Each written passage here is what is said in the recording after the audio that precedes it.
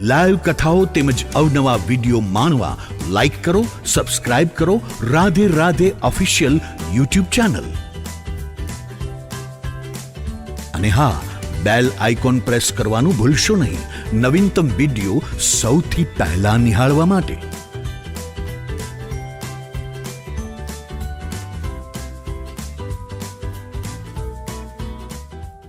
હું સ્વયં બ્રહ્મ તમારે ત્યાં આવીશ.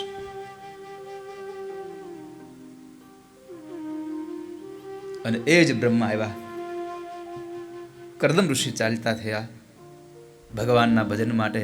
અને અહીંયા દીકરો બ્રહ્મ હતો એટલે માં દેવહૂતિએ ભગવાનને કહ્યું, ભગવાન, આ સંસારના વૃક્ષોને, જંગલના લાકડાઓને કાપવા માટે કુહાડો સમર્થ છે, એમ આ સંસાર રૂપી એક વૃક્ષને, વેદમાં પણ આ સંસારને વૃક્ષ કહ્યું છે, આ સંસાર રૂપી આ વૃક્ષને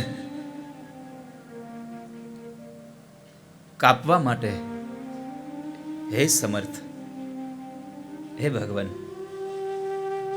હું આપને પ્રાર્થના કરું છું, મને જ્ઞાનનો પ્રકાશ કરો, મારામાં જ્ઞાન આવે.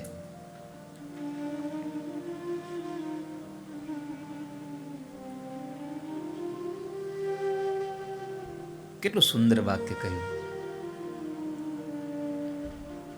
જિજ્ઞાસયાહમ પ્રકૃતે પુરુષસ્ય.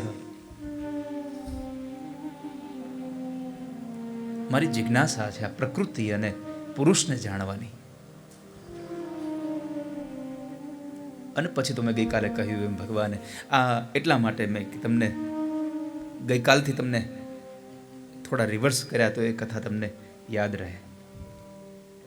આમ બી આપણે ટીવી સિરિયલ જોઈએ તો ગઈકાલનો જે હપ્તો હોય એમાંથી 30 સેકન્ડ માટે અથવા તો 1 મિનિટ માટે પણ આગલા દિવસનો ભાગ બતાવીને પછી તમને ટુ બી કન્ટિન્યુ કરે છે. કારણ ગઈકાલની સ્મૃતિઓ તમને પાછી થઈ જાય. આપણે રાત્રે સૂતા હોઈએ, આપણે ઘરના સંસારના કામો કર્યા હોય એટલે ભગવાનની ભક્તિનું કાર્ય કદાચ નીકળી ગયું હોય તો એ સ્મૃતિ થઈ જાય પાછી.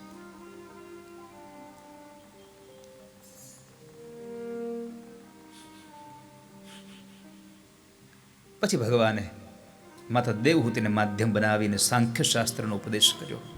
માં, આ 24 તત્વોનું બનેલું શરીર, આમાં ક્યારેય મોહ ન પામશો, પણ આની અંદર રહેલો એક આત્મા છે, એ આત્મા સર્વશ્રેષ્ઠ છે. ભગવાને અંગો આપ્યા, એમાંથી એકાદ બે અંગ ન હોય, બે આંખો ન હોય, કાને સંભળાતું ન હોય, મોઢેથી બોલાતું ન હોય, છતાં પણ જીવન જીવી શકાય. પણ જો આ 24 તત્વમાં એક 25મો તત્વ જે આવ્યો એ આત્મા ન હોય તો 24 તત્વોની કોઈ કિંમત નથી. 24 તત્વોની કોઈ કિંમત નહીં. જિજ્ઞાસયાહમ પ્રકૃતે પુરુષસ્ય.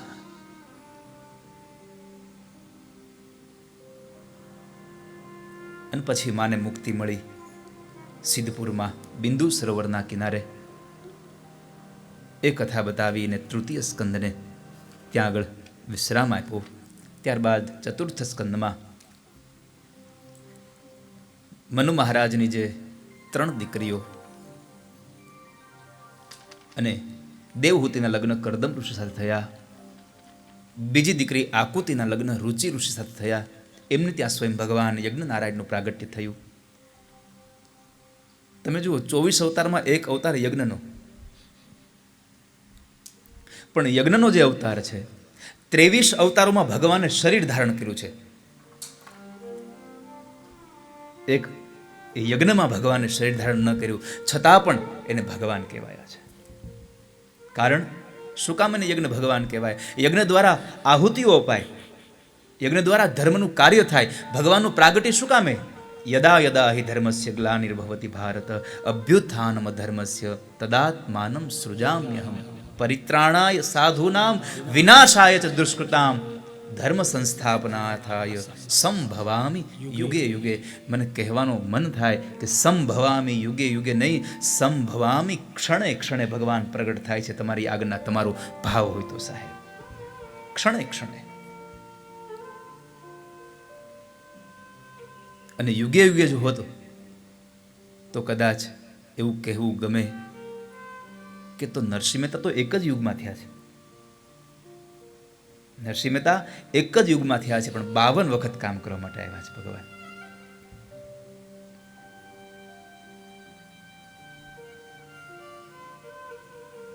ભગવાન કૃષ્ણએ ગીતાજીમાં કહ્યું, મારો સંકલ્પ છે ધર્મ સંસ્થાપનાર્થાય, ધર્મનું સ્થાપન કરવા, અધર્મનો હું નાશ કરવા માટે મારું પ્રાગટ્ય થશે. તો યજ્ઞ દ્વારા ધર્મનું જ સંસ્થાપન થાય છે, ધર્મને અને ભક્તિને વૃદ્ધિ થાય છે. તો એટલા માટે યજ્ઞને પણ ભગવાન કહ્યા છે. ઉપનિષદોમાં તો યજ્ઞની એક એક આહુતિઓને, યજ્ઞની એક એક ક્રિયાઓને માણસના જીવનની દરેક ક્રિયાઓ સાથે જોડી છે. યજ્ઞનો ભાવ છે સમર્પણનો, અને મહાપુરુષોએ ચિંતન કરીને બતાવ્યું આ જીવનનો ભાવ પણ છે સમર્પણનો. ત્વદીયમ વસ્તુ ગોવિંદ તુભ્યમેવ સમર્પયેત. હે નારાયણ, હે નાથ, આ બધું જ તમારું છે અને તમને સમર્પિત છે, તમને આપી દઈએ, અમારું કશું જ નથી.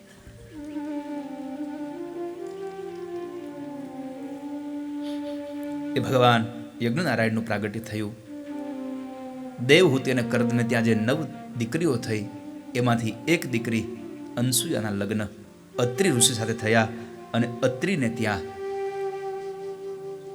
સ્વયં બ્રહ્મ સ્વરૂપે ભગવાન દત્તાત્રેય પ્રગટ્યા. દત્તાત્રેય મહારાજે એમના જીવનમાં 24 ગુરુઓ બનાવ્યા. સંદેશ આપ્યો મને તમને, આ સંસારમાં જેની પાસેથી સારો સંદેશો મળે, જેની પાસેથી સારો ઉપદેશ મળે, એને ગુરુ તરીકે સ્વીકારો. કૂતરાને ગુરુ બનાવ્યો, કાચીડાને ગુરુ બનાવ્યો. અરે એમના કરતા પણ આપણને આમ આશ્ચર્ય થઈ જાય, ગણિકા સ્ત્રીને ગુરુ બનાવી. શું કામે? એની પાસેથી શું સંદેશો લીધો? તો કહે છે ગણિકા સ્ત્રી પોતાના ગ્રાહકની જેમ રાહ જુએ, વાટ જુએ છે. દત્તાત્રેયે કહ્યું કે જેમ ગણિકા પોતાના ગ્રાહકની રાહ જુએ છે, એમ તમે તમારા જીવનમાં મારા ઠાકોરની રાહ જુઓ, ભગવાનની રાહ જુઓ, પરમાત્માની રાહ જુઓ. દત્તાત્રેય ભગવાનની કથા બતાવી. ત્યારબાદ ત્રીજી કન્યા પ્રસૂતિ દક્ષ પ્રજાપતિ સાથે એમના લગ્ન થયા, અને એમાંનો એક સંવાદ કે સતીએ એમને ત્યાં જે દક્ષ પ્રજાપતિને ત્યાં 16 કન્યાઓ થઈ, 13 કન્યાઓ ધર્મને આપી, 1 કન્યા અગ્નિને આપ્યા, 1 કન્યા પિતૃગણને પરણાવ્યા, અને 1 જે સતી ભવાની હતા એ સ્વયં ભગવાન શિવને પરણ્યા છે. અને જે શિવને પરણ્યા એ સતી ભવાનીએ પોતાના બાપના ઘરે આવી અને યજ્ઞમાં બળી મરી પોતાના દેહનો ત્યાગ કર્યો. વિદુરજીએ પ્રાર્થના કરી, બાપજી તમે એમ કહો છો કે દીકરી બાપના ઘરે બળી મળી?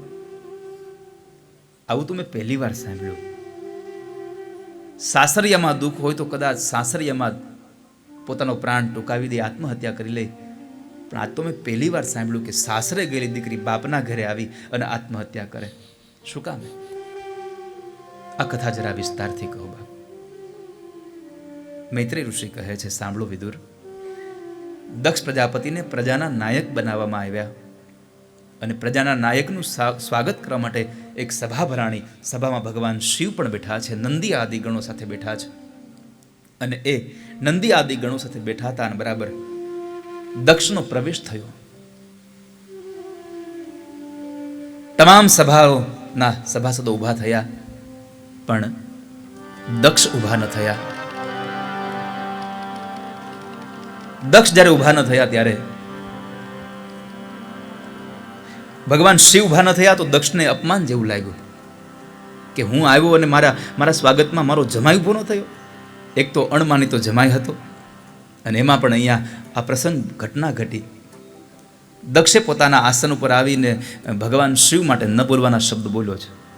અને આ દુનિયાનો નિયમ છે, તમારી પાસે કંઈ નહીં હોય ત્યારે તમારી વાચા બહુ કદાચ ઓછી હશે, પણ જેવી સત્તા મળશે ને પછી અહંકારનો હું અંદર આવી જશે, અને મેંનો ફેલાવો કરવા માટે આપણે જગતમાં નીકળી પડશું. કંઈક થશે એટલે મેંનો ફેલાવો.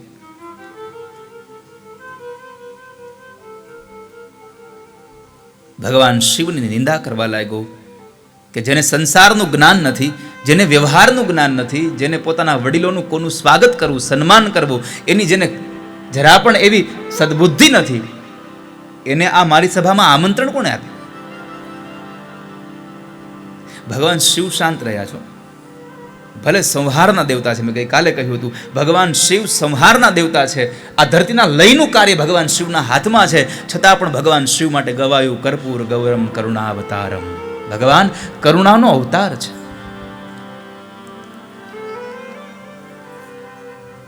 નંદી આદિ ગણોએ દક્ષને રોક્યા છે, પણ દક્ષ ન રોકાયો. સત્તાના અભિમાનમાં ન બોલવાના શબ્દો ભગવાન શિવ માથે બોલે છે. અને ત્યારે નંદી આદિ ગણોએ નંદીએ શ્રાપ આપ્યો કે જા દક્ષ, હું શ્રાપ આપું છું કે તું મેં કરે છે ને તો મેં કરવાળો બકરાના મોઢાવાળો બનજે. વાતાવરણ બહુ ઘર્ષણવાળું થયું એટલે ભગવાન શિવ પોતાના ગણોને સાથે લઈ અને પોતે નીકળી ગયા. કૈલાસમાં આવ્યા, પોતે ભવાનીને વાત ન કરી કઈ. એમાં બરાબર કથા ચાલતી હતી. ભગવાન શિવ, આ જગતનો સૌથી મોટામાં મોટો કોઈ વક્તા હોય તો ભગવાન શિવ છે. અને માં શૈલજા ભવાની સામે બેઠા બેઠા કથાને સાંભળતા હોય છે. દક્ષને આ અપમાન જેવું લાગ્યું એટલે અપમાનનો બદલો લેવા પોતે યજ્ઞ કરે છે. તમામ દેવી દેવતાઓને આમંત્રિત કર્યા, પણ ભગવાન શિવ અને પોતાની દીકરીને આમંત્રણ ન આપ્યું. અને બરાબર યજ્ઞનો દિવસ આવ્યો. આ બાજુ કૈલાસમાં કથા ચાલે અને દેવતાઓ વિમાન લઈને બરાબર કૈલાસ ઉપરથી નીકળે કે જરાક જોતા જાય કે દક્ષની દીકરીને જમાઈ શું કરે છે.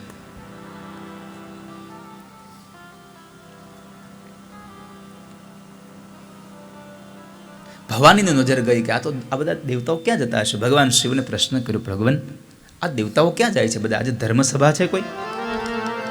ના દેવી, કોઈ ધર્મસભા નથી. એ બધા જ દેવતાઓ તમારા પિતાશ્રીના ઘરે યજ્ઞનો ભાગ લેવા જાય છે. ભવાની તો આમ આમ આમ ત્રાસકો પડ્યો, મારા બાપની ઘરે યજ્ઞ અને મને ખબર પણ નથી. ત્યારે ભગવાન શિવે કહ્યું કે હા ભવાની, તમારા પિતાશ્રીના ઘરે યજ્ઞ છે. કારણ જે ઘટના બની હતી એ ઘટના ભગવાન શિવે આખી ભવાનીને કઈ બતાવી. તો ભવાનીને પણ એમ થયું કે મારા પિતાશ્રી ત્યાં આવું. પણ ભવાની એમ કહ્યું કે કામ કરો પતિદેવ, ચાલો ને આપણે જઈએ, હું મારા પિતાશ્રીને સમજાવી દઈશ અને તમારી બંને વચ્ચે જે કાંઈ ઝઘડો થયો છે, જે મન દુઃખ થયા છે, આપણે સમાધાન કરી નાખીએ. ભગવાને ચોખ્ખી ના પાડી કે ના ભવાની, હું ના આવી શકું. આવ નહીં આદર નહીં, નહીં નૈનું માં ને વો ઘર કબહુ ન જઈએ, ભલે કંચન વરસે મેઘ. તમને આવકાર ન હોય તો ત્યાં જવું નહીં. ભલે ને સોનાના થાળી વાટકામાં જમવા આપતા હોય, પણ ત્યાં જવું નહીં. પણ યાદ રાખજો, લગ્ન પ્રસંગ હોય, બીજો કોઈક તહેવાર કંઈક હોય પ્રસંગ, તો આવકાર વગર ન જવું. બાકી આવું ધર્મનું કાર્ય ચાલતું હોય તો એમાં ક્યારેય આવકારની રાહ ન જોવી. મહાપુરુષો કહે છે આવા ધર્મના કાર્યમાં મને ક્યાં કંકોત્રી આપી છે, કુરિયરમાં કંકોત્રી મોકલી દીધી, મને ક્યાં ફોન આવ્યો છે, એની રાહ ન જોવું. ખબર પડે કે અહીંયા કોઈ આપણા મિત્રને ત્યાં, આપણા સંબંધીને ત્યાં આવું સત્કર્મ છે, આવી યજ્ઞ કથા ચાલે છે, સત્સંગ ચાલે છે, તો આવીને બેસ જાઓ. આગલી સીટમાં ન બેસતા, પાછળ બેસજો. કથા સાંભળવાથી મતલબ છે. પણ ભગવાને ના પાડી કે ના ભવાની, આવકાર નથી ત્યાં, એટલે ન જવાય. કથા શરૂ થઈ, પણ ભવાનીનું મન કથામાંથી નીકળીને બાપના ઘરે પહોંચી ગયા. શરીર અહીંયા બેઠું છે, મન નીકળી ગયું. ભગવાન શિવ સમજી ગયા, કારણ કે પેલી કથામાં હોકારા આવતા હતા ને સામા, એ બંધ થઈ ગયા. મેં ઘણી વાર આ વાત કરી છે કે પહેલાં જ્યારે ગામડામાં કથા થતી ને, ત્યારે આવા બધા માઇક ને બધું હતું નહીં, આવી સુવિધાઓ નહોતી, એટલે આવી વ્યાસપીઠો નહોતી. એ તો ગામમાં કોઈક સારા માણસના ઘરે, પૈસાવાળાના ઘરે કોઈક લાકડાની પાટ હોય, એ પાટ લઈ આવે ને પાટને ચારેય બાજુ થઈને એને કેળના સ્તંભ બાંધે અને ગાડલું નાખે. ત્યારે આવા ટેકા નહોતા, ગાડલું બીજું ગોળ વાળે અને એને મૂકે. મારી પહેલી કથાની વાત, આ અનુભવ છે મારો. હા, ગાડલાનો ટેકો હોય મારે. અને માઇક આ નહોતા, તે તમારે છે એ નહોતા, બીટાના અને આહુજા. અને આહુજામાં આવા સ્પીકર ન આવે, સીધા ભૂંગળાવાળા ભવાઈ મંડળના આવે ને, આ ગામથી બીજા ગામ સંભળાય.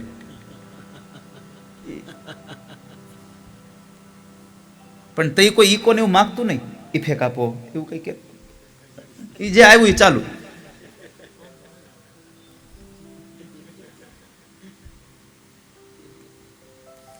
આ મારો અનુભવ છે ગિરીશભાઈ. આ મેં કથા જ્યારે 16 વર્ષનો હતો હું ત્યારે મેં વાંચી, ત્યારનો મારો અનુભવ છે, આજથી 14 વર્ષ પહેલાનો.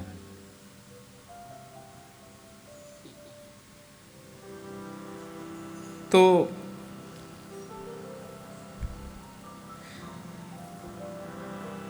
ત્યારે ગામડામાં આમ બધા નજીક બેઠા હોય આમ, અને ભટ્ટ બાપા કથા કરતા હોય ને એમાં જો કથામાં કોઈ સારો પ્રસંગ આવ્યો હોય, સારી વાત કોઈ કરી હોય, એટલે એકાદા વ્યક્તિઓ આમ ભટ્ટ બાપાને પોરો ચડાવે, હરે હરે આવું કરે. ને એ હરે કહેવાથી 2-3 ફાયદા થતા. એક તો જેટલા લોકો બેઠા હોય એના કાનમાં હરે શબ્દ પડે, એટલે બધા લોકો હરે બોલે, એટલે ભગવાનનું નામ સ્મરણ થઈ ગયું. અને બીજું જે કથામાં એનું હુઈ ગયા હોય એ આમ ઝબકીને જાગી જાય, લે આલે આ કોને રેડ પાડી, એ ઝબકીને જાગે. કારણ કે અમુકને કથામાં આવ્યા પછી જ નીંદર આવે. હા, ક્યાંય નીંદર ન આવે ને અહીં આવે. એનો અર્થ એ થયો જિંદગીનો થાક ઉતારવાનું કોઈ સાધન હોય તો એ કથા છે વાલા.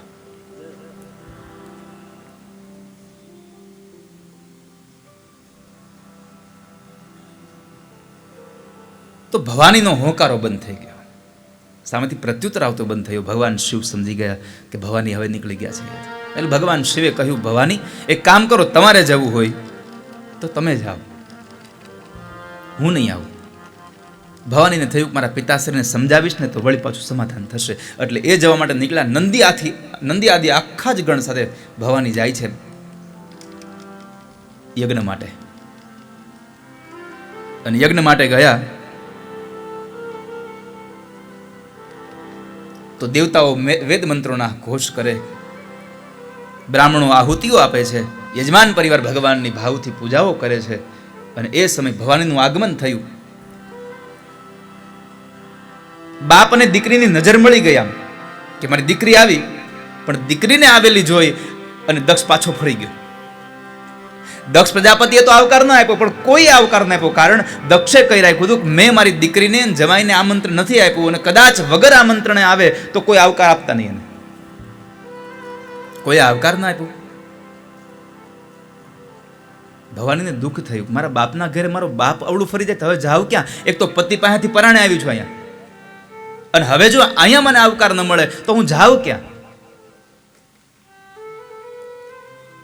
એટલે ભવાની દોડતા દોડતા સીધા જ મહેલમાં ગયા, જ્યાં એમની મા પ્રસૂતિ બેઠા હતા. પ્રસૂતિ પાસે ગયા અને માએ આમ બરાબર દીકરીને આમ આવતા જોઈને એ જ સમયે મા બોલ્યા છે, ભવાની આવી ગઈ બેટા, આવી ગઈ બેટાનો શબ્દ સાંભળ્યો અને ભવાનીની આંખમાંથી અશ્રુની ધારા વહી ગઈ. માની ગોદની અંદર મસ્તક રાખી ભવાની રડ્યા છે. આ કથા એક સંદેશો એ પણ આપે, આ દુનિયામાં દરેક વ્યક્તિઓ તમારો તિરસ્કાર કરી શકે, પણ એક મા પાત્ર એવું છે કોઈ જગ્યાએ તિરસ્કાર ન કરી શકે. સાહેબ, મા એક તત્વ એવું છે. એટલે તો કવિ બોટાદકરને કહેવું પડે છે, મીઠા મધુને મીઠા મેં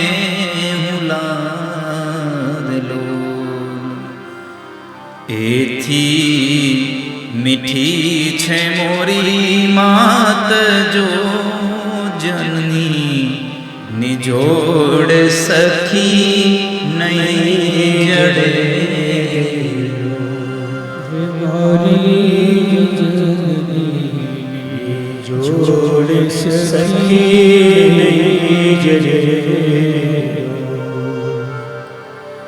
મીઠા મધુને મીઠા મેહુલા, અને એથી પણ મીઠી જો કોઈ હોય તો મારી માં છે.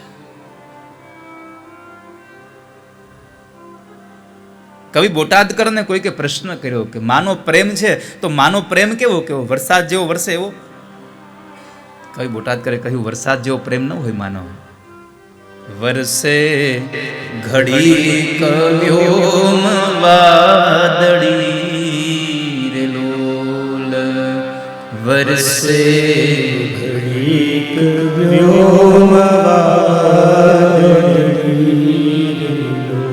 મારી માડીનો મેઘ બારે માસ જો જનની જોડ સખી નહીં જડે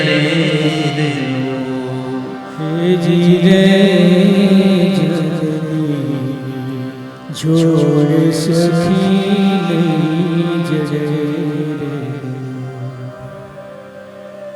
વરસાદ તો 4 મહિના વાદળાઓ થઈને વરસે, મારી માનો મેઘ 12 માસ હોય.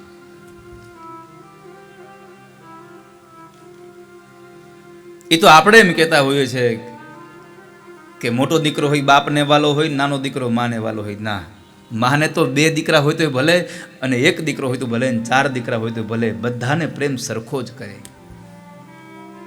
એના પ્રેમમાં ફેર ન પડે. એ તો આપણી દ્રષ્ટિ છે, કદાચ આપણી દ્રષ્ટિમાં ભેદ હશે એટલે દેખાતું હશે.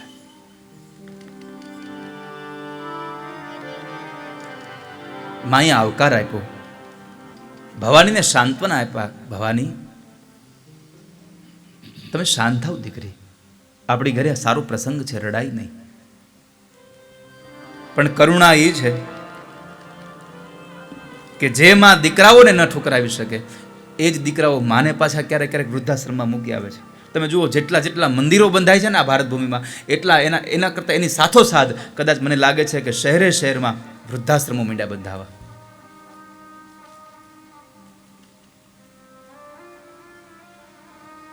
સારી નોકરી મળી જાય, સારી છોકરી મળી જાય, એક સારી સત્તા મળી જાય, એટલે મા બાપ ગામડે રહે અને પોતે શહેરમાં રહે.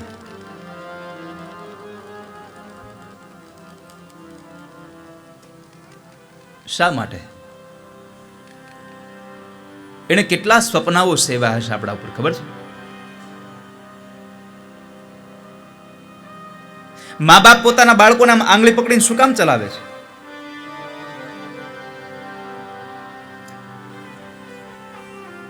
કે અત્યારે અમે તારી આંગળી પકડી છે, અમે જ્યારે વૃદ્ધાવસ્થામાં પહોંચીએ ને ત્યારે અમારો હાથ તું ઝાલજે, અમને તું પકડજે.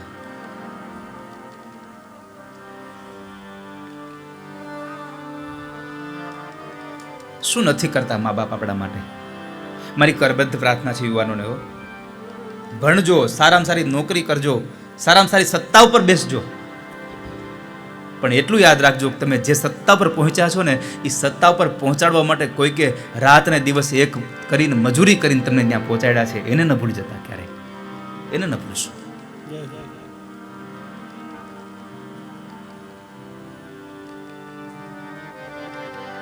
એક શહેરમાં પતિ પત્ની બેવ રહેતા હતા. મા બાપ ગામડે રહે.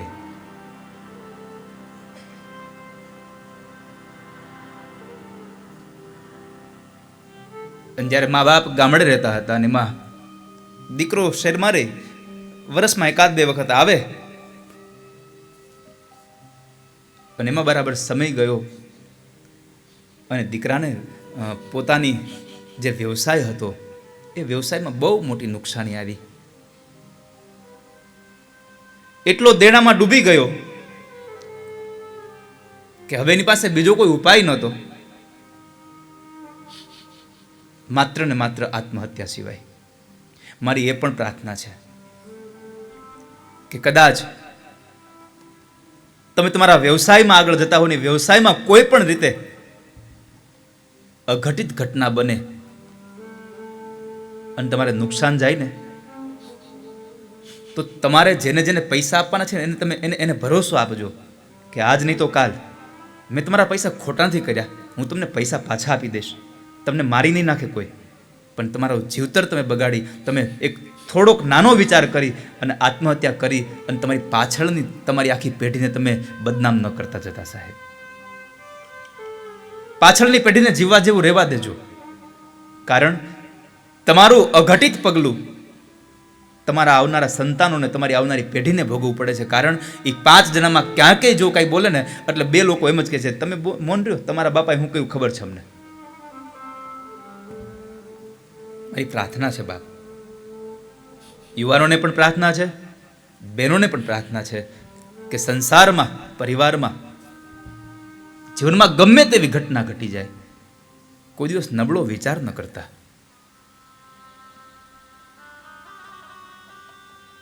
જીવનમાં સુખી થવું હોય તો મારું એક સૂત્ર યાદ રાખજો, આ સમય કાલ ચાલુ જશે. ચાહે દુઃખનો હોય તોય ભલે અને ચાહે સુખનો હોય તોય ભલે. સમજવાનું કે જીવનમાં એક વાવાઝોડું આવ્યું છે. તોફાન આવે ને, તોફાન, એ તોફાન કાંઈ કાયમ માટે નથી રહેતું. એ તોફાન આવે, નુકસાન કરી જાય છે, ચોક્કસ છે.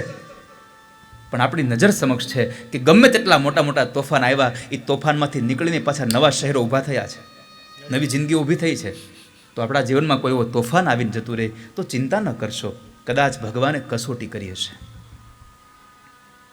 બન્યું એવું કે બરાબર નુકસાન ગયું, અને ત્યારે ફોનનો એનો કંઈ વ્યવહાર નહીં. પણ ગામડે બાપને ખબર પડી કે મારો દીકરો દેણામાં આવી ગયો છે. બાપ ગામડેથી 2-5 દિવસ પછી નીકળે છે, શહેરમાં જાય છે, પોતાના દીકરાના ઘરે જાય છે.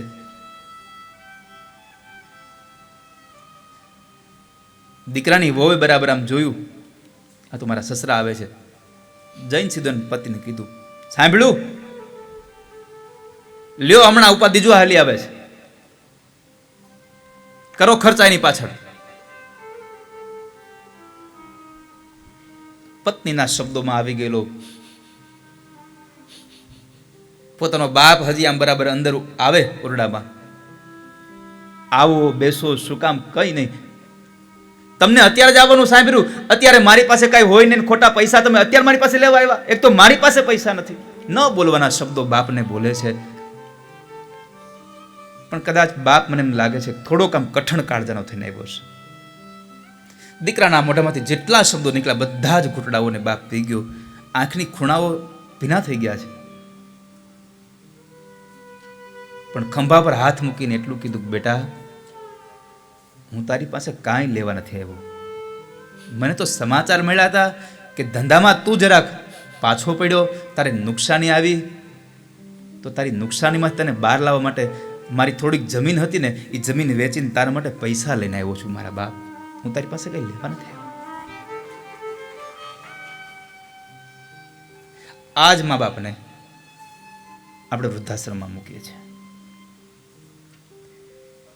પુનિત મહારાજ કહે છે કે તમારી પાસે ગમે તેટલી સંપદા હશે, પણ એ સંપદાનું સાચું સુખ ક્યારે તમને અનુભવશો? જ્યારે તમારા મા બાપ તમારી સંપદાથી સુખી હોય ત્યારે. એટલે પુનિત મહારાજને લખવું પડે છે, લાખો કમાતા હો ભલે,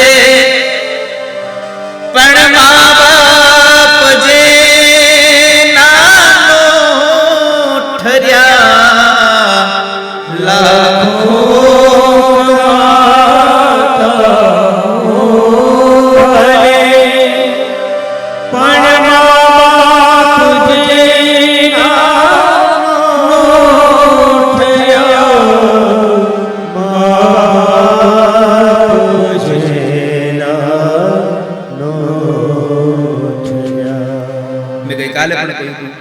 ફરી વાર યાદ કરું કે ઠક્કર પરિવારમાં જયશ્રીબેનને, એમના દીકરા આ ખંજનને, એમના પત્નીને, એમના પરિવારના, એની બેની દીકરીઓને ગમે તેટલો આનંદ હશે, હું કહું છું આ કથાનો.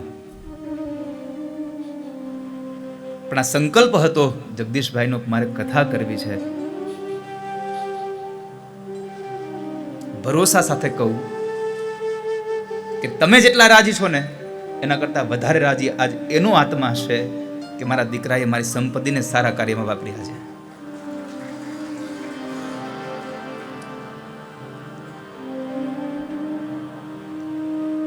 લાખો કમાતા હો ભલે, પણ મા બાપ જેથી નો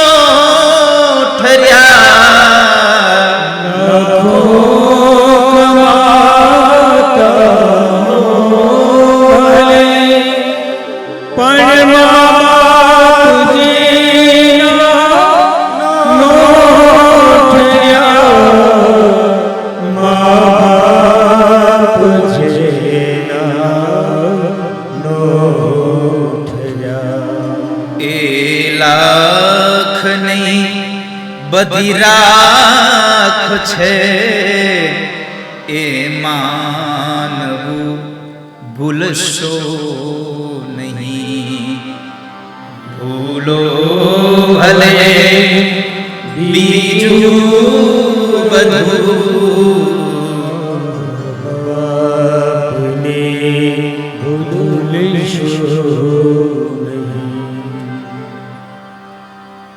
ત્રિભુવન બાપા સાંભળો છો ને? આ કથા તો પાટણમાં જ કરવાની હતી. આ કથા પાટણમાં કરવાની હતી, પણ આ કોરોનાનો સમય આવ્યો અને એમાં તમારી તબિયત ખરાબ થઈ ને, તો તમારા છોકરાઓને વિચાર આવ્યો કે કદાચ મારા દાદા વયા જાહે તો એની ઈચ્છા હતી કથા કરવાની, એ જાય પછી કથા કરું ને કથા બેઠા છે ત્યાં કથા કરી દો.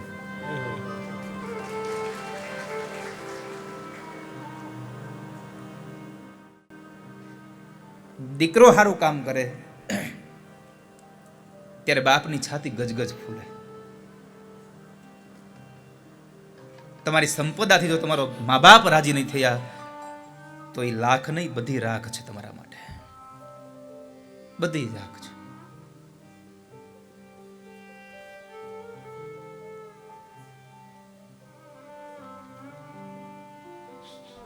હું કથા પહેલા જયારે અહીંયા આવ્યો રાજુભાઈ ત્યાં, અને હું રાજુભાઈને પૂછતો હતો ખંજન કે રાજુભાઈ કથાના ખર્ચને પહોંચી વળાશે ને? કેમ લાગે છે તમને? થઈ જશે દાદા, કંઈક ઠાકોરજી કરશે બધું. અને ત્યાં બરાબર કનુભાઈ આવ્યા. પછી અમે લોકો અહીંયા નીચે હોલ જોવા આવ્યા. પેલા માળનો હોલ રાખ્યો હતો, બુક કરાવ્યો હતો, પણ થોડુંક આમ મને એમ લાગ્યું કે આ હોલ નાનો દેખાય છે ને આમ પ્રસંગ બરાબર મને લાગે છે કે આમ દીપી નહીં ઉઠે. મેં કીધું આ હોલ મને ગમે છે. એ જ ક્ષણે કનુભાઈ નિર્ણય કર્યો કે પૈસા ગમે તેટલા થાય, કથા હવે આ જ હોલમાં થશે. કથા આ જ હોલમાં થશે. મારો કહેવાનો ભાવાર્થ છે કે ભગવાને સંપદા આપી છે ને, એ વાપરવા માટે તત્કાલ નિર્ણય લેતા આવડવો જોઈએ સાહેબ, તત્ક્ષણ. અને તમે જુઓ આપણો નિર્ણય નીચે રાખ્યો હોત તો કદાચ મને લાગે છે કે આટલો આમ ઉજાસથી કથા ન થતી હોત. કથા એની જ હતી. જગ્યાનો પ્રભાવ હોય છે, સ્થાનનું મહત્વ હોય છે. મેં ગઈકાલે કહ્યું હતું ને, આપણા દેશમાં સ્થાન, પાત્ર અને સમયનું મહત્વ બહુ છે. સ્થળ કયું છે, સમય કેવો છે અને સામેનું પાત્ર કયું છે, એનું બહુ મહત્વ છે. તો જે પૈસાથી મા બાપ ન ઠર્યા એ બધા જ તમારા માટે રાખ છે. અને સૌથી નાનું વાક્ય મારું યાદ રાખજો, તમને ઈચ્છા હોય કે મારો દીકરો મારા વૃદ્ધાવસ્થામાં સેવા કરે તો તમે પણ કોઈકના દીકરા છો, સેવા કરજો. સંતાન છો, સેવા કરો, જો સેવા ચાહતા હો તો. સંતાન છો, સંતાનથી સેવા ચાહો, સંતાન છો, સેવા કરો. જેવું કરો એવું જ ભરો, એ ભાવના કદી ભૂલશો નહીં. અને આ દુનિયાનું સૌથી મૂલ્યવાન પાત્ર મા બાપ. એકવાર જિંદગીમાંથી મા બાપનો છાંયો વહી જાય પછી તો કહીએ કે અમે એના બાપ જેમ ઊભા છીએ ને, બાપ જેમ ઊભા છો, બાપ નથી ઊભા સાહેબ, આ યાદ રાખજો.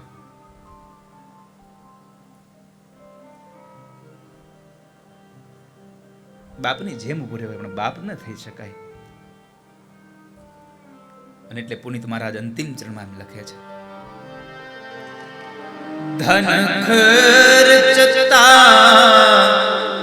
મળશે બધું, પણ માતા પિતા મળશે નહીં. ધન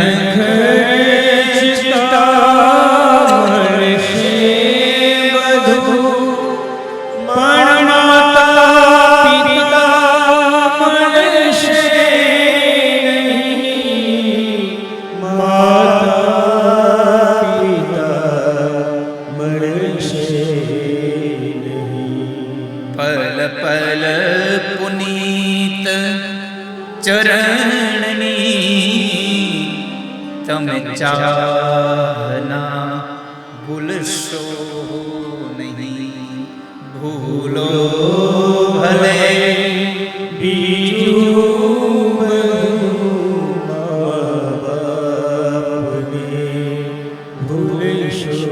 અને શું કામ ના ભૂલો? તો પુનિત મહારાજ બીજી પંક્તિમાં કહે, અગણિત છે ઉપકાર એના. કેટલા ઉપકારો મારી તમારી ઉપર કર્યા. રાત્રિના અડધી રાત્રિએ પણ આપણે આપણી ગોદડી પલાળી તો અડધી રાત્રે માએ ઊભી થઈને આપણને કોરે સુવાડ્યા અને પોતે ભીનામાં સૂતી છે. પથ્થર પૂજા પૃથ્વી તણા ત્યારે દીઠું તમ મુખડું.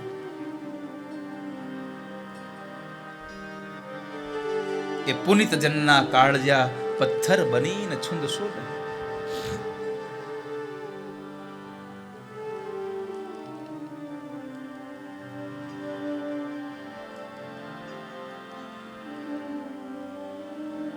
ભગવાનને મેળવવું હોય તો મા બાપની સેવા કરો સાહેબ. મા બાપને ભજશો તો ભગવાન મળશે, ભગવાનને ભજશો તો મા બાપ નહીં મળે. એ નક્કી છે.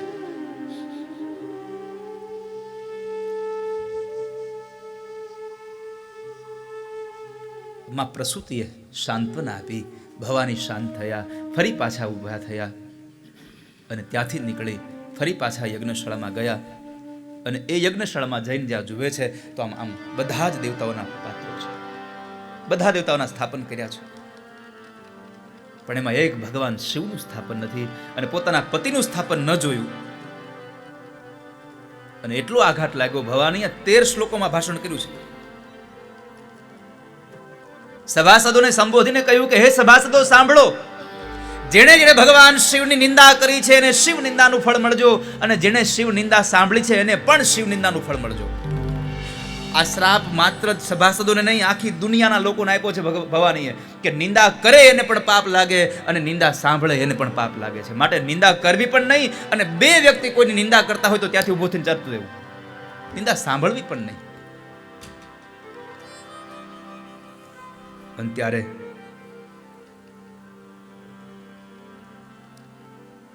ભવાનીને એટલો ક્રોધ વ્યાપ્યો કે પોતાના જમણા પગના અંગૂઠામાંથી યોગાગ્નિ પ્રગટ કર્યો અને ભવાનીએ પોતાના દેહનો ત્યાગ કર્યો.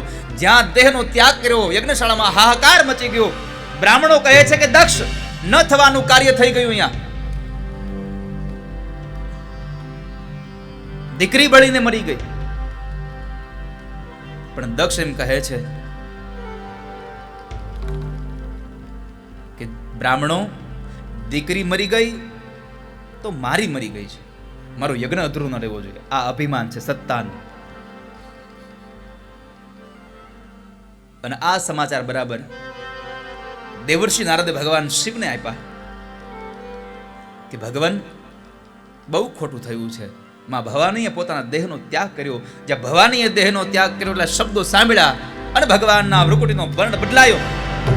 આંખો લાલ બની ભગવાન ઉભા થયા આસન પરથી અને એ જ ક્ષણે ભગવાને પોતાની જટાને ખુલી મૂકી અને ભગવાન તાંડવ નૃત્ય નાચે. પોતાની જટામાંથી એક વાળને ખેંચી અને વીરભદ્રને ઉત્પન્ન કર્યા અને ભગવાન આમથી આમ નૃત્ય નાચી રહ્યા. પોતાની જટા ડાબેથી જમણે, જમણેથી ડાબે થઈ રહી છે.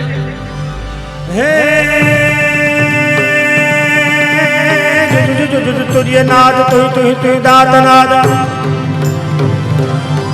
हे तुर्य नाद तुहि दात नाद शंखनाद शंखवाद भिरजवाद भेरी तात पात तात तात बचन तात प्रगट तान थरकट मरकट लखाट मंद मंद वेरी अवनी गण सुमन जात मनुतन मानस विशाल तन मानस विशाल अमित मोल याचे बम बम बम डमरुबाज नाद भेद सरसुभाज शंकर महाराज तांडव नाचे नाचे शंकर महाराज तांडव नाचे.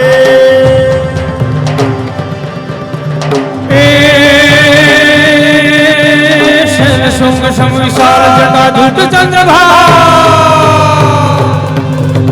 शैल शुंग विशाल जटा धूत चंद्रभाल गंग की तरंग माल विमलीर गाजे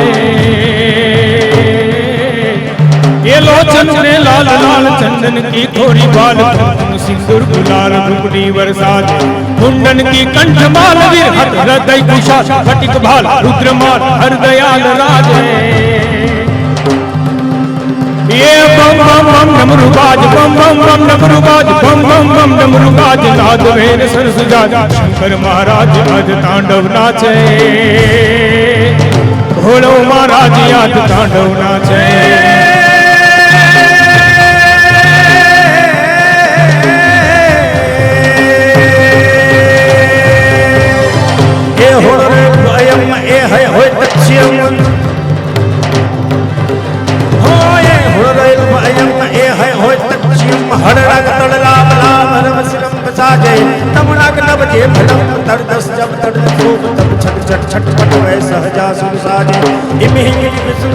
चौदह संख्या विशाल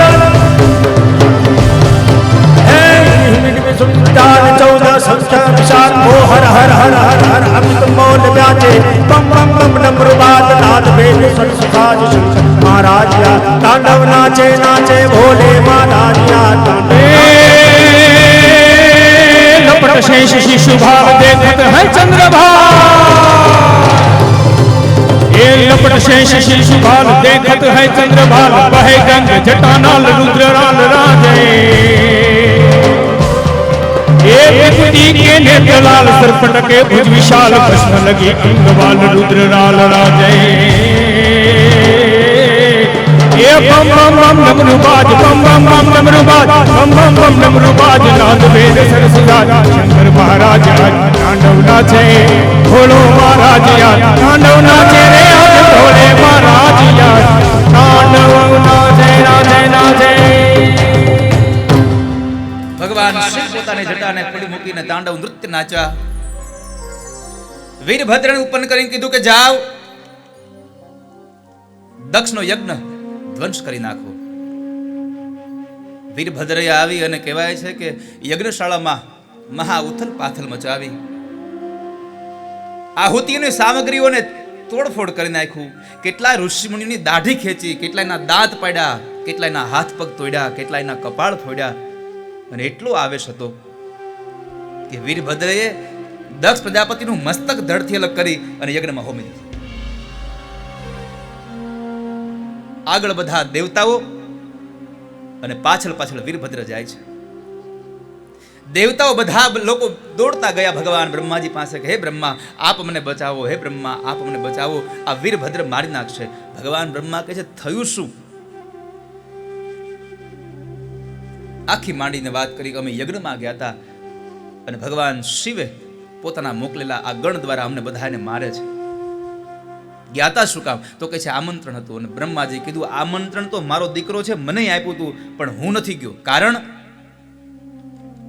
જે આપણો બાપ ન હોય ને આપણાથી ન જવાય દેવોનો દેવ મહાદેવને આમંત્રણ ન હોય ને આપણે જઈએ ન જવાય હું કઈ ન કરી શકું વિષ્ણુને કહ્યો તમે બધા લોકો ભગવાન વિષ્ણુ પાસે આવ્યા ભગવાન વિષ્ણુ ના પડે આમાં મારું કામ નહીં તમે શિવને મળો બધા લોકો ના પડે શિવ પાસે ન જઈએ કદાચ નહીં ને ત્રીજું લોચન ખુલી જાય તો અસ્તિત્વ ન રહે અમારું ત્યારે ભગવાન બ્રહ્મા અને વિષ્ણુની આગેવાનીમાં તમામ દેવતાઓ બ્રાહ્મણો અને ઋષિમુનિઓ ભગવાન શિવ પાસે આવ્યા છે ભગવાન તો ભવાનીનું શબ લઈ ખભા ઉપર અને ઉત્તરથી દક્ષિણ દક્ષિણથી ઉત્તર થઈ રહ્યા છે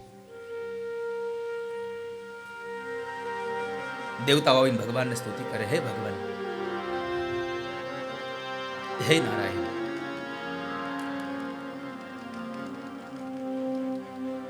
આપ શાંત થાઓ નમામિ શમિશાલ નિર્વાણ રૂપમ વિભું વ્યાપકં બ્રહ્મ વેદ સ્વરૂપમ નિજમ નિર્વિકલ્પમ નિરીહમ ચિદાકાશમાકાશવાસં ભજેહમ હે ભગવાન શિવ હે ભોળાનાથ આપ શાંત થાવ ભગવાન શાંત ન થયા ત્યારે કહેવાય છે ભગવાન વિષ્ણુએ ચક્ર છોડ્યું ભગવાન વિષ્ણુએ જે ચક્ર છોડ્યું અને એ ચક્ર દ્વારા ભવાનીનું જે શબ હતું એના 52 ટુકડાઓ થયા અને એ 52 ટુકડાઓ આ ધરતી ઉપર પડ્યા. આ ધરતી ઉપર પડેલા 52 ટુકડાઓ જે જગ્યાએ ટુકડો પડ્યો એ જગ્યાએ એક એક શક્તિપીઠોની સ્થાપના થઈને 52 શક્તિપીઠો આ ધરતી ઉપર છે માતાજીની, જેમાં આજની તારીખે પણ માં જગદંબાની ઉપાસના થાય છે. પછી ભગવાન શિવજી શાંત થયા.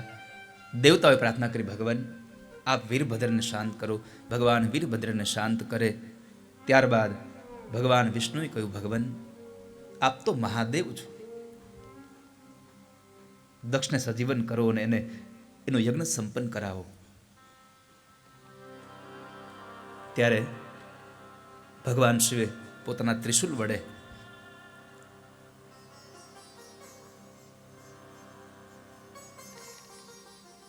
એક બકરાનું મસ્તક ઉતાર્યું અને એ બકરાના મસ્તકને દક્ષ પ્રજાપતિના ધડ સાથે જોડ્યું, પ્રાણ પૂર્યો. આંખો ખુલીને સામે જ્યાં ભગવાન દેખાયા, એકદમ ઊભો થયો. ભગવાન શિવની સ્તુતિ કરવા ગયો, પણ બકરાનું મોઢું હતું, બોલી ન શક્યો. બોલી ન શક્યો એટલે શું કર્યું? તાળીઓ પાડીને ભગવાનની સ્તુતિ કરવા લાગ્યો, ભગવાન શિવને પ્રણામ કરવા લાગ્યો. આપણું બધાનું આવું જ છે. ભગવાને મનુષ્યત્વ આપ્યું છે. શું કામે? અન્ય યોનિમાં આપણે જોઈએ ત્યારે ખૂબ દુઃખી થતા હોઈએ છીએ, અને આ દુઃખી યોનિમાં જોઈ અને ભગવાન આપણા ઉપર કરુણા કરી આપણને મનુષ્ય બનાવ્યા કે આપણે આપણું કલ્યાણ કરી શકીએ. પણ આપણે શું કર્યું? ભેગું કરવામાં બધું ખોઈ નાખ્યું. આટલું સુંદર દેહ, આટલું સુંદર જીવન, વાતું વાતુમાં બધું ખોયું, આ મૂંગું જીવન, વાતું વાતુમાં બધું ખોઈ નાખ્યું જીવન. હાથ આપ્યા છે તને દાન પુણ્ય કરવા, ભેગું કરવામાં બધું ખોયું. હાથ આપ્યા છે ભગવાને દાન અને પુણ્ય કરવા માટે, પણ ભેગું કરવામાં બધું ખોઈ નાખ્યું.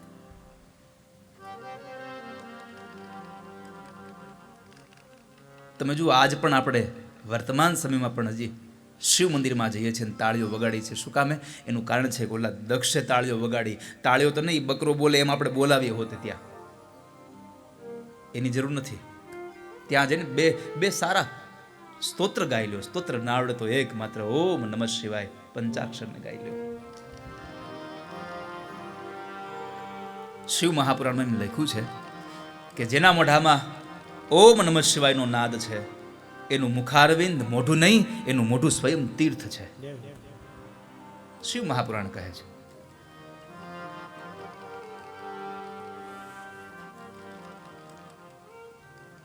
તમે રામચરિત માનસ વાંચવા બેસો ને, તમે બીજો ગ્રંથ ન વાંચો ચાલે. શિવપુરાણ વાંચવા બેસો, બીજો કોઈ ગ્રંથ ન વાંચો ચાલે. ભાગવત એક એવો ગ્રંથ છે કે તમારે ભાગવત કરવું એટલે બધા પુરાણો તમારે વાંચવા પડે. ભાગવત એક એવો ગ્રંથ છે, બધા જ પુરાણોને વાંચવા પડે, કારણ કે બધા પુરાણની કથા આવે એમાં. તો તમે વિચાર કરો કેટલો અઘરો છે. હખે ઊંઘ ન થાય. તે જોયું ને ખંજન મારા રૂમમાં, હું હૂતો હોય તો મારી બાજુમાં ચોપડા પડ્યા હોય, પથારીમાં બે બાજુ ચોપડા હોય મારા. મારી ગાડીમાં ચોપડા હોય કનુભાઈ. હા, મારી ગાડીમાં હું ગમે ત્યાં જાઉં, મારી ગાડીમાં 100 કરતાં વધારે પુસ્તકો પડ્યા હોય. કપડાની એક બેગ ઓછી હાલે, પણ ચોપડાની બેગ ઓછી ન હાલે. કારણ બધું એમાં છે. ક્યારે કોણ પ્રશ્ન કરે નક્કી નહીં.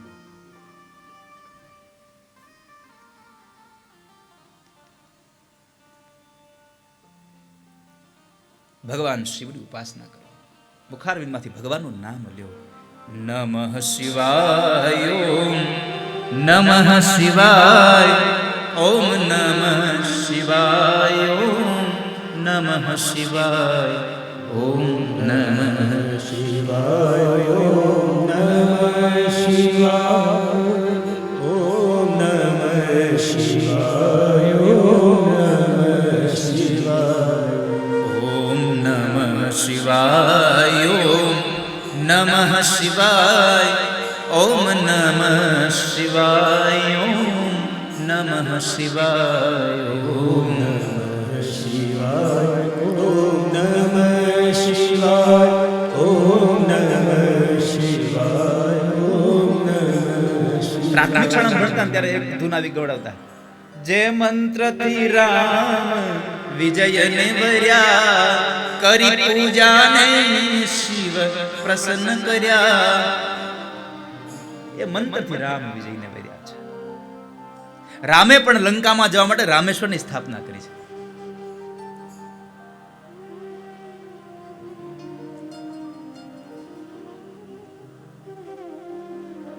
દક્ષ પ્રજાપતિનો યજ્ઞ સંપન્ન કરાયો, ભગવાને કથા બતાવી.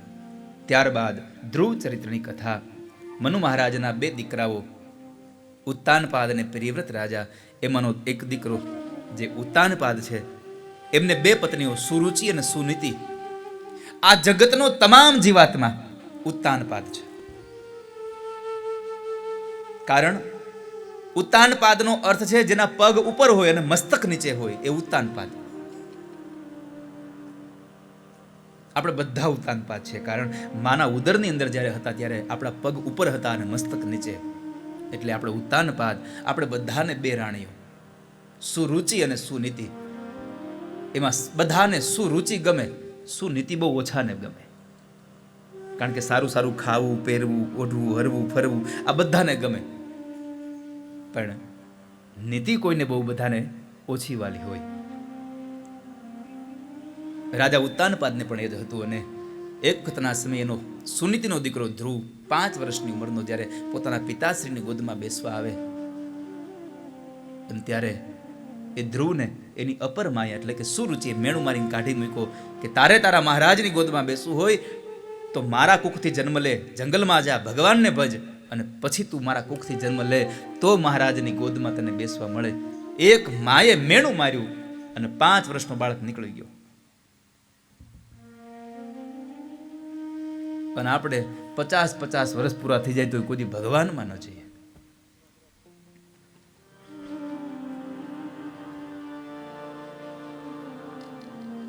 અને પછી થાય કેવું, વૃદ્ધાવસ્થા આવે ને પછી કાન વયા જાય, આંખ વહી જાય, મોઢામાંથી દાંત વયા જાય, પછી કેટલી વેદનાઓ આવે. અને પછી ભગવાનને કહીએ, નોતા જોતા ને ક્યાંથી આવ્યા રે આવા ગઢપણના દાયડા, નોતા જોતા ને ક્યાંથી આવ્યા રે.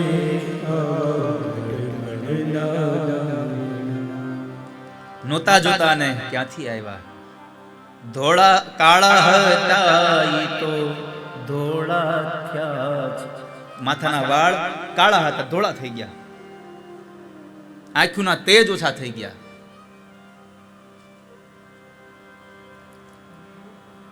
મોઢાના 32 દાંત પડી ગયા.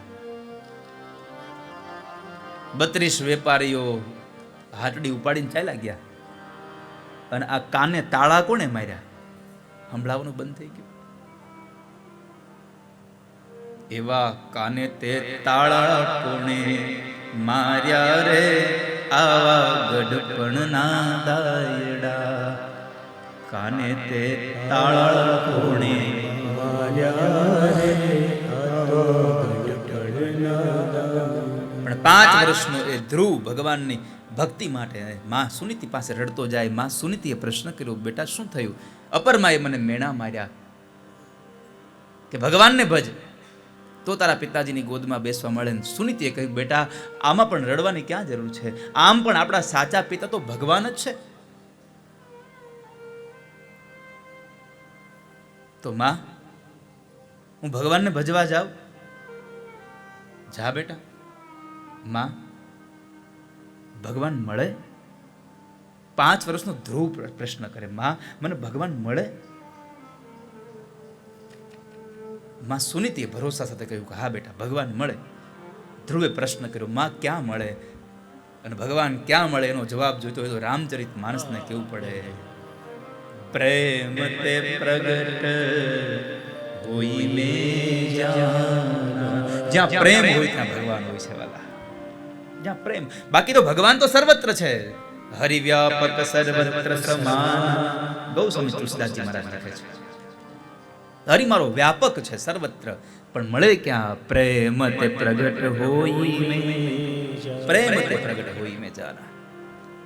બેટા પ્રેમ હશે તો ભગવાન મળશે. માના આશીર્વાદ લઈ ધ્રુવજી નીકળી જાય છે. ઘરેથી નીકળતાની સાથે માર્ગમાં દેવર્ષિ નારદ મળ્યા, પ્રણામ કર્યા. પ્રણામ બાપજી. નારદને નમ્યા એટલે નારદને ગમ્યા છે. નમે એ સૌને ગમે.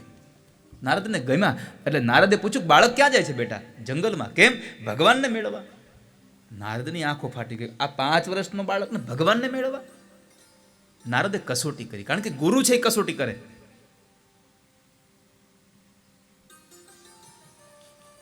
અને બરાબર કસોટીમાં પહેલું કીધું, બેટા તું તો હજી નાનો છો, તને ભગવાન થોડો મળે.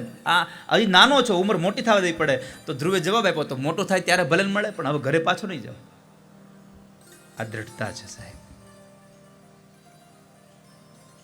આવી જ દ્રઢતા કઠોપનિષદમાં કથા છે નચિકેતાની. ઉદાલકનો દીકરો નચિકેતા.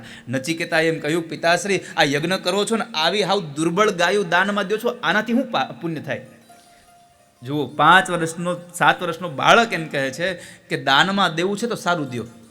આપણે યજ્ઞ કરવાનો ને આપણે કીધું પૂજા પર લઈ આવજો, ત્યાં જઈને કે પૂજાની હોપારી આપો, લ્યો. પૂજાની હોપારી અલગ, ખાવાની હોપારી અલગ. પૂજાની હોપારી એવડી મોટી હોય, કમળ કાકડી જેવી હો, આવડી મોટી કમળ કાકડી જેવી હોય.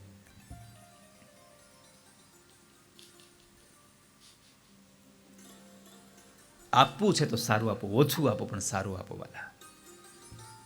નચિકેતાએ પોતાના બાપને કહ્યું, પિતાશ્રી તમે આવી દુર્બળ ગાયો, જે દૂધ નથી આપતી એવી ગાયો તમે દાનમાં દેશો બ્રાહ્મણોને, અને તો એનાથી તમને શું પુણ્યનું અર્જિત થશે? નહીં મળે પુણ્ય તમને, પાપના અધિકારી બનશો. અને તમે એક બાજુ એમ કહ્યું છે કે મેં મારું સર્વસ્વ આપી દીધું, તો સર્વસ્વમાં તો હું પણ આવી જાઉં, તમારો છું.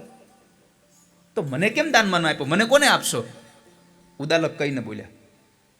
બીજી વાર નચિકેતાએ કીધું, પિતાશ્રી મને કોને આપશો દાનમાં? ઉદાલક કઈ ન બોલ્યા. અને ત્રીજી વાર કહ્યું કે મને કોને આપશો? અને ત્યારે ક્રોધમાં આવીને કહ્યું કે તને હું મૃત્યુને દાનમાં આપી દઈશ, મોતને આપી દઈશ, જા.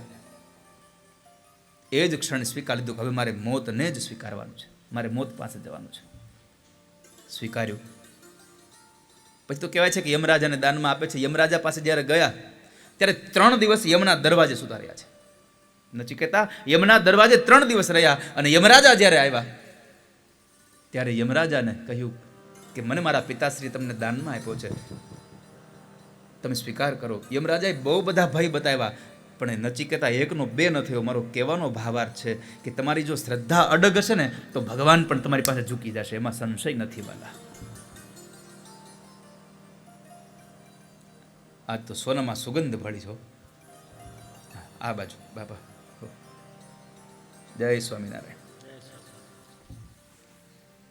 રાજકોટ મંદિર અમારે ભૂપેન્દ્ર રોડ, સ્વામિનારાયણ મંદિરથી રાધારમણ સ્વામી, સાંકળીથી વિવેક સ્વામી, વિસાવદરથી આનંદ સ્વામી, ખીરસરાથી અમારે ભક્તિ સ્વામી. ઓનલાઈન 2 કથા જ્યાં હતી એ તમામ સંતો. એકવાર તાળીઓના નાદથી સંતોનું સ્વાગત કરીએ. વ્યાસપીઠથી આપ સૌનું હાર્દિક સ્વાગત છે.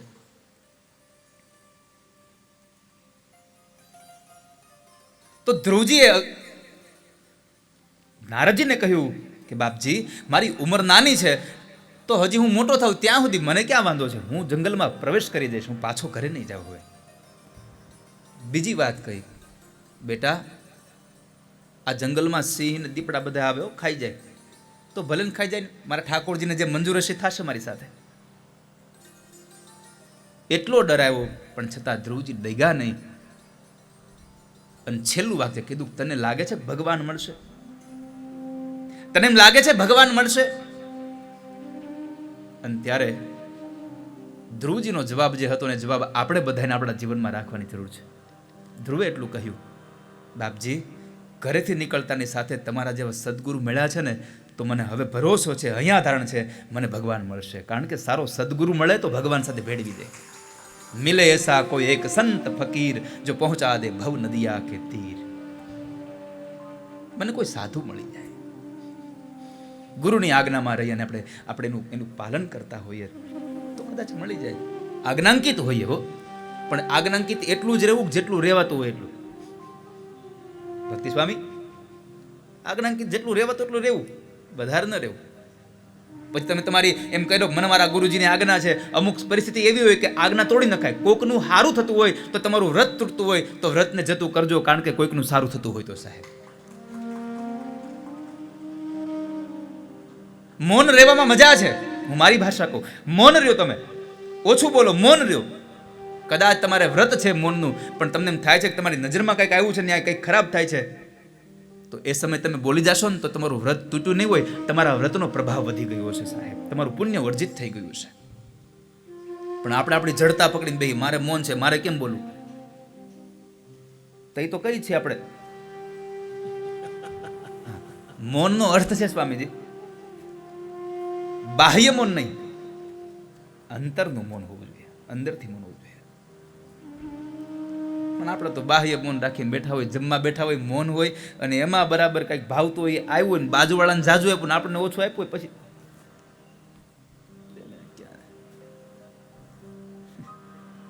ઊંચા હાથ કરી કરીને બોલાવે.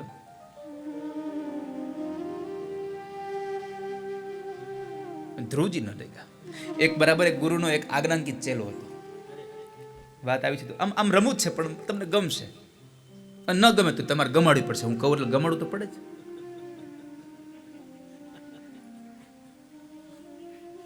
તમે અહીં બેઠા છો, સાંભળો એટલે સાંભળવું જ પડશે. હવે કાનમાં આંગળી નાખી દેવો તો અવાજ આવશે. આને સાઉન્ડ જેટલું ફૂલ રાખ્યું છે. એક ગુરુને આજ્ઞાંકિત ચેલો, એનું નામ જ આજ્ઞાંકિત. એક દિવસ બરાબર ગુરુદેવને બહાર જવું હતું. ગુરુજી કીધું મારી ભેગું કોણ આવશે? તો અન્ય જે ચેલાઓ હતા એને કીધું ગુરુજી તમે આ આજ્ઞાંકિતને ભેગો લેતા જાઓ, આમ તો તમારી આજ્ઞામાં રહે છે, એને લઈ જાઓ, એ તમારું કામ કરશે. તો હાલ આજ્ઞાંકિત આપણે બે જઈએ. ભલે ગુરુજી. સાંજે બધી સામગ્રી તૈયાર કરી અને સવારમાં પેલા તો મોટર કાંઈ હતી નહીં કે આ બેઠા ગાડીમાં સીધા આવ્યા અમદાવાદ, એવું તો હતું નહીં. પેલા તો ઘોડા માથે જવાતું. ગુરુજી ઘોડા માથે બેઠા, આજ્ઞાંકિત ચેલો પાછળ પાછળ હાલ્યો આવે. બ્રહ્મ મુહૂર્તમાં બે બધું કામ પતાવીને નીકળ્યા, અને ગુરુજીએ ચેલાને કીધું બેટા આપણે જઈએ છીએ, આ જો સામાન બધું આ બાંધ્યો છે ઘોડાની હાર્યામાં, કાંઈ પડી જાય તો ધ્યાન રાખજે. હા ગુરુજી. આગળ ગુરુજીનો ઘોડો, પાછળ ચેલો જાય. એક નદી આવી, આમ બરાબર ઘણું ચાલી ગયા. નદી આવી, નદી પાસ થઈ ગઈ, ઘણા દૂર ચાલ્યા ગયા, અને બરાબર બપોર થયું એટલે ગુરુજીને લાગી ભૂખ. ગુરુજી ઉતર્યા, અને થોડી વાર થઈ એટલે ગુરુજી આમ વૃક્ષ નીચે બેઠા હતા છાયામાં. કીધું બેટા ઓલો ભાતાનો ડબરો લાય. કયો ડબરો? કે ઓલો ભાતાને લાવ્યા છે, એ તો પડી ગયો. કે ક્યાં? કે નદીની ઓલી કિનારે. અરે પડી ગયો તે લીધો નહીં? તમે ક્યાં કીધું? તમે કીધું ધ્યાન રાખજે. મેં ધ્યાન રાખ્યું, ત્યાં પડી ગયો ખાલી. કે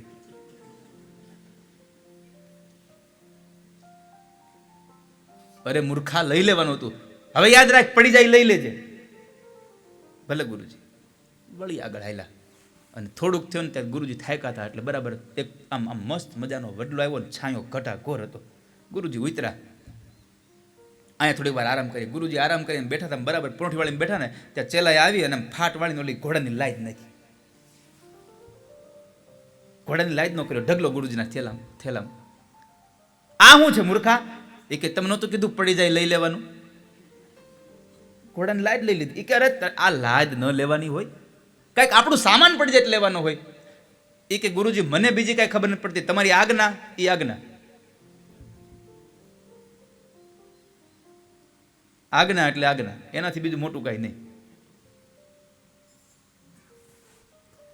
તો ગુરુજી ઘણો એને બિચારાને સમજાવ, પણ સમજતો નહોતો. એટલે ગુરુજી કીધું તારે જો લાવ, હું તને કહું એટલું તારે લેવા. ગુરુજી એક લિસ્ટ કરી દો, હું લેવાનું, હું પડી જાય તો હું લઈ લેવાનું, હું નહીં લેવાનું, મને લખી દો. ગુરુજીએ લિસ્ટ કરી દીધું. વળી બે હાલતા થયા. તે બરાબર ચોમાસાનો સમય છે, થોડો આગળ ગયા તો વરસાદ હતો, બરાબર આમ ગારો હતો. તે ઘોડો લપસો ને પડ્યો ખાડામાં. ગુરુજીને ઘોડો બધા ગયા અંદર ખાડામાં. ઓલો ચેલો બહાર ઉભો ઉભો, અંદર ગુરુજી તરફડિયા મારે, એ આજ્ઞાંકિત મને બારો કાઢ. ઓલો લિસ્ટ કાઢે, આમાં લખ્યું છે કઈ? પડી જાય લેવાનું હું લખ્યું છે કઈ? એમાં બરાબર એક મહારાજ નીકળ્યા દરબાર, અને ઘોડો લઈને આ મહારાજને જોયા. એલા આ કાઢ બારા. ના, એ મારા ગુરુજી છે, ન કઢાય. અરે પણ મરી જાહે. ન કઢાય. કે પણ શું કામ ન કઢાય? મારા ગુરુજી જો મને લિસ્ટ આપ્યો છે, મારે લખ્યું નથી કે પડી જાય ઊભું કરવાનું, કાઢવાનું. અરે પણ તું કાઢ તો ખરો, મરી જાય. એ કે મારે એને રહેવાનું તમારે, હું એનો ચેલો તમે. ન માન્યો. ગુરુજીને બારા કાઢ્યા ને ઉપાડીને 2 ફડાકા માર્યા હો આજ્ઞાંકિતને. તું મને મારી નાખી. આવી દ્રઢ આજ્ઞાંકિત ન થવું મારો મૂળ કહેવાનો ભાવાર્થ છે કે ક્યાંક કોઈકનું સારું કરવા માટે આપણી આજ્ઞાને તોડવી પડે તો તોડી નાખવી, જડતા ન પકડવી જીવનમાં. અહીંયા ધ્રુવજીની જડતા નહોતી. ધ્રુવજીએ નારદજીને કહ્યું, બાપજી મને ભગવાન મળશે, મને ભરોસો છે. અંતે ધ્રુવજી જંગલમાં જાય છે અને આપણે બધા કથાને જાણીએ. જીવનમાં ધ્રુવતા આવશે તો ભરોસા સાથે કહું હજી ધ્રુવ જન્મશે. જીવનમાં ધ્રુવતાની જરૂર છે, સ્થિરતાની જરૂર છે. પણ આપણે ઘડીક અહીંયા બેઠા હોઈએ તે મન તો ક્યાંનું ક્યાંય પૂગી ગયું હોય.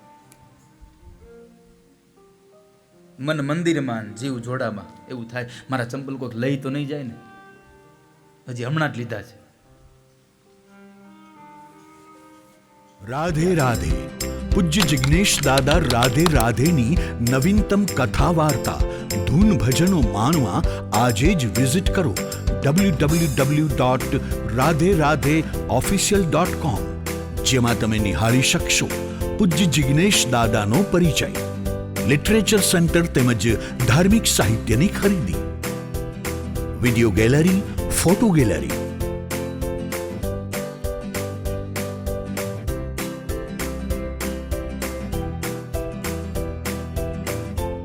પૂજ્ય જિગ્નેશ દાદાના દિવ્ય સત્સંગ કથા વાર્તાઓનો અનેરો લાભ માણો ઘરે બેઠા. લાઈવ કથાનું પ્રસારણ, આવનારા દરેક પ્રોગ્રામ્સ કથાનું શેડ્યુલ. તો આજે જ વિઝિટ કરો www.radheradheofficial.com. રાધે રાધે. કોઈ પણ સ્થળે હો, પૂજ્ય જિગ્નેશ દાદા રાધે રાધેની સાથે જોડાઈ રહો. ડાઉનલોડ કરો અમારી એપ રાધે રાધે ઓફિશિયલ, જેમાં આપ નિહાળી શકશો લાઈવ કથાઓ,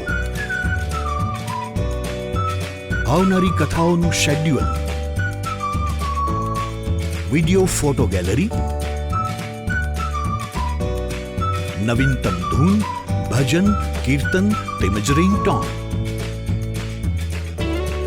તેમજ પૂજ્ય દાદાના ધાર્મિક સાહિત્ય, ભજન કીર્તનની DVD, પેન ડ્રાઈવ ઘરે બેઠા મંગાવી શકશો. તો જોડાઈ રહો 24/7 પૂજ્ય દાદાની મધુરમય કથા વાર્તાઓ સાથે. ડાઉનલોડ કરો અમારી એપ રાધે રાધે ઓફિશિયલ.